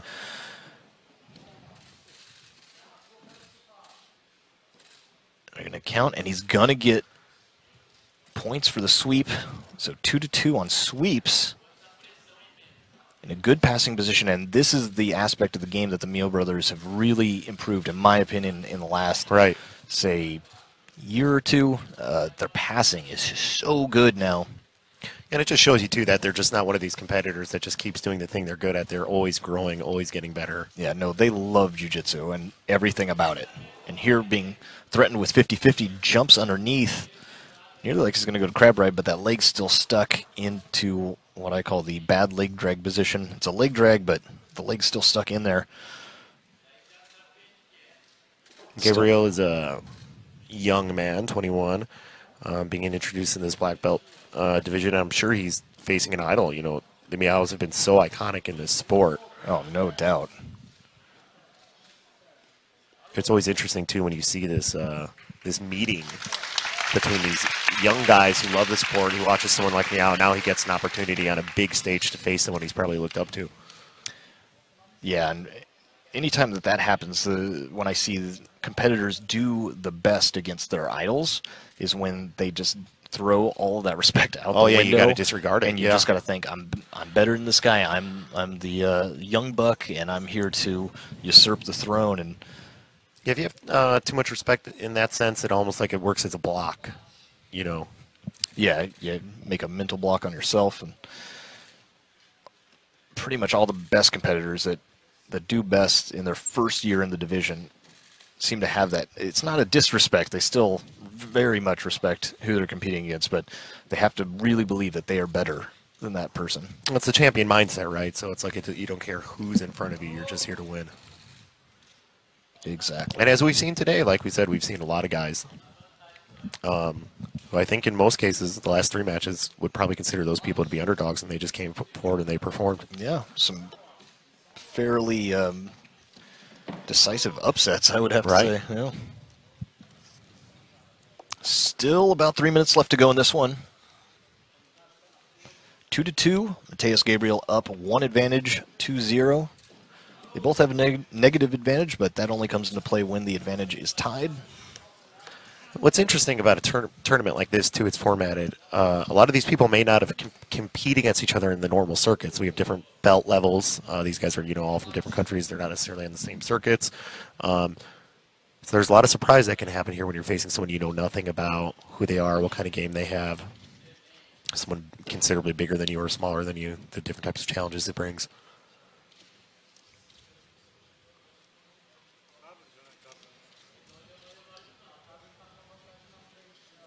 You can see both competitors with a pant grip. That will allow for a very quick move to the leg drag if one presents itself. It also will give you a little bit of control so you can try to raise the bottom of the foot to the ceiling, which will help to keep your opponent on their back if they do decide to try to stand up. Oh, interesting. Let's see where the score takes them. Yeah, so where do we get it? Oh, he's... Yeah. Did you catch why Gabriel got 2 negative advantages there? I don't... There was a bunch of change in score right there, and I have no idea what happened. So was he awarded those points there because of the third advantage, negative advantage? No, because they go to advantage and then it goes to points. Okay, I thought you were saying something about the third negative advantage having a bearing on the actual score. Well, it does. So maybe they gave him a negative advantage and then another like penalty, which would go to score. Yeah. So if he got 2 penalties in a row and they already had a penalty, then yeah, that could have been what happened. Okay, almost an opportunity. So quick, though. Yeah, for him to score there. Yeah, the scoring got a little confusing for me there. I wasn't exactly sure what happened. But it definitely... Usually it's not... The penalties aren't given that quickly, though, so I'm not sure that that's exactly what happened. I mean, numbers-wise, that makes sense. Yeah, I mean, I understand them both getting 1 because it looked like they were doing the same thing there, but 2 for Gabriel is what I couldn't make sense of. But it got the fire burden on him, and he is going forward now, trying to escape this 50-50 position. So it's interesting because Mio is up 4-2, but if a sweep happens... Oh, now it's 6-2, so now it's nearly guaranteed that Mio is going to win. Before, if Mateus Gabriel was able to get 2 points, then he'd be in the lead because he has 3 advantage to 1. Right. It's going to be hard to score from here, though. Now it's back to 2. They're stuck in the 50-50, which, yeah, really tough to get out of. Most likely, especially with the grips, Mio is going to be able to rally on top, get 2 more points. Yes, and that's exactly what happens. He tries to control the position. He does control it. Yeah, there's kind of this seesawing a lot of the time from this position where they just go back, trading forth back, points back and forth. Yeah, I was more than happy to do. Right. Because it's just, you're either going to be up 2 points or up 4 points. That's a pretty good equation if you're on bottom. Probably a very frustrating position here for Gabriel. Yeah, but I'm sure he's...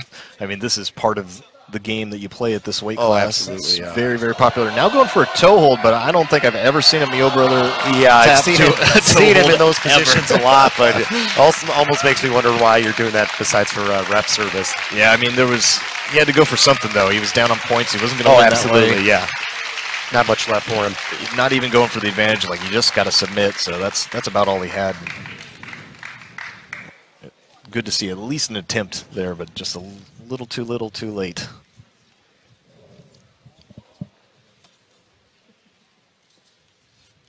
Well, that is going to be wrapping up our tournament here. I think we're going to have a very interesting semifinals.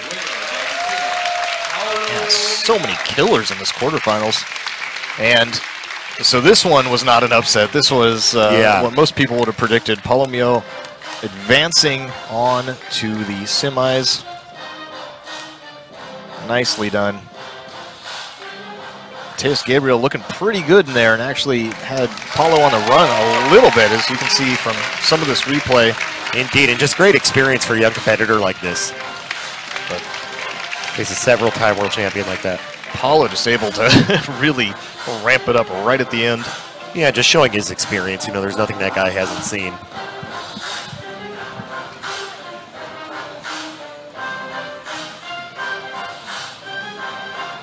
There we go. And there's this double unders attempt, but Mateus making some great space. Yeah, good hip action there.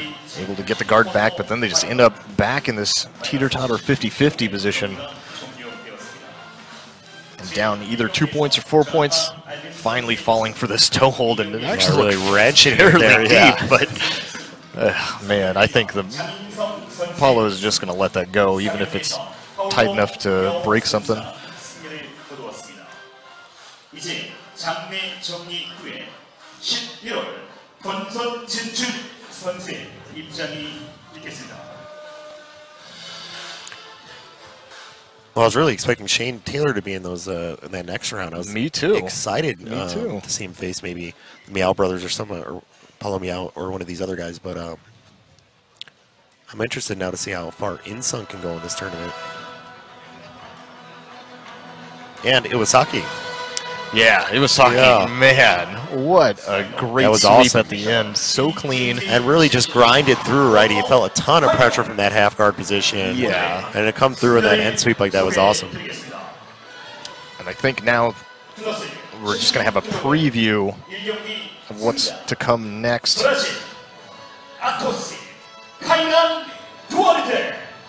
Yep, we're going to have all the winners come out, and they're going to face their opponents, if I'm not mistaken, so we can see who's going to be on the next card. Man, if you're anywhere near Korea, you got to come out to one of these events live, because the production value is so amazing. I can't even tell you. And am I wrong? I thought these seats were for free. As long as you just show up, I think you're allowed to come in. And it's packed house here today. They even had a bunch of seats out in the front where people could watch on the screens for the big fans of Jiu-Jitsu in Korea.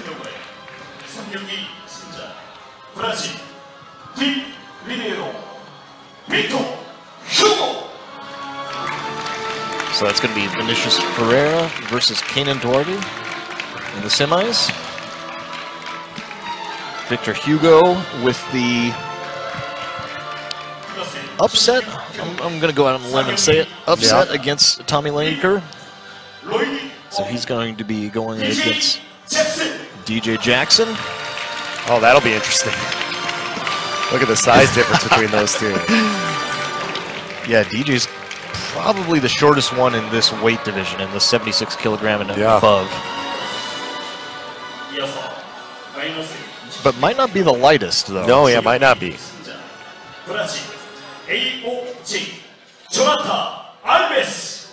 Victor really impressed me today. He moved so well. I couldn't believe. That's a really smooth transition down the pass there. Coming around looking like he's going to get the back, falling into the triangle, and then finishing on that arm there. And then talk about Alves here, man. Yeah, I mean, he was the late replacement coming in with a huge upset. Yeah, and when you take a late replacement like that, man, you got nothing but chances to win something, you know? He took an opportunity, and he came out big on it. This is great for his career here. Beat a guy like Shane. And this is a really interesting matchup, too, going against Iwasaki. These are two people that are maybe not as known on the global scene, but I think people making a name now. Yes, people that know them locally know that they are absolute killers.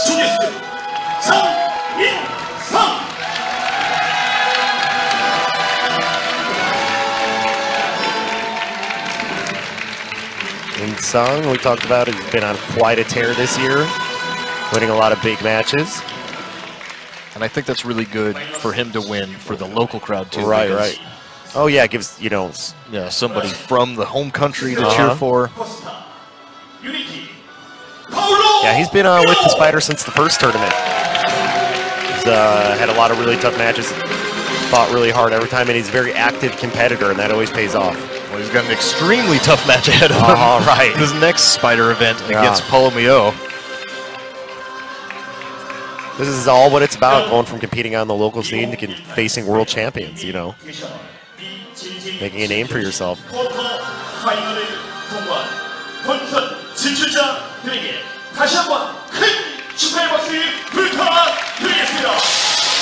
DJ with an intense stare down there. He's a pretty intense guy. Yeah, for sure. We've got a bunch of smoke going here. I love it. It's quite the laser show earlier when they were doing it. Oh, man. It's so great to see this kind of production value put into jiu-jitsu. The lasers were hilarious earlier. I mean, it was a great effect, but it reminded me of like a Star Wars opening scene or something. Oh, I cannot wait for the next event. Such good matchups on the next one. And that will be October 21st. Or never mind. It was when Shane here won the last tournament, October 21st. Just read that there. Yeah, definitely make sure that you've liked the SPYDER Championship Facebook page, which is, if you're listening at home, that's probably where you're hearing us on the Facebook Live stream. They'll have all of the information of the future events, and they're saying this one, the final is in November 2018. 네, 지금까지 함께해주신 모든 관객 여러분께 다시 한번 감사의 말씀을 드리겠습니다. There's that sweep. Yeah, great sweep there. 2018년 Just great awareness too. Went to explode there. His hips were out of place. Grabbed the belt and just, yeah.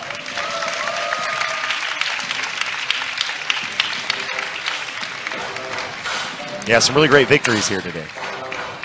And then the D-bar attempt. there, yeah. AJ being a good sport. 선수의 포토 타임이 계속해서 진행되겠습니다. 여러분들의 많은 성원을 부탁드리겠습니다.